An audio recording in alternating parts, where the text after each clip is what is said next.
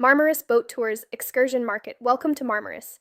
If you're spending time here, one of the most common activities people choose is a boat tour, and for good reason.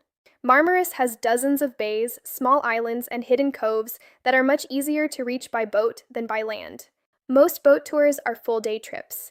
They usually start in the morning from the marina and return in the late afternoon. Along the way, the boat stops at several different bays for swimming and relaxing. During the day, you'll have multiple chances to get into the water, whether you want to swim, snorkel, or just float and enjoy the scenery. Typical routes include places like Paradise Island, Aquarium Bay, Phosphorus Cave, and Turunç.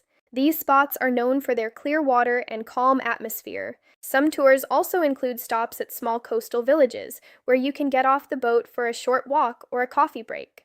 Lunch is usually served on board, and many tours include drinks as well, depending on the package you choose. There are also different types of boat tours depending on what you're looking for.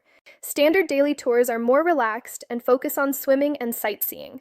Pirate-themed boats are more entertainment-based, with music and activities, especially popular with families.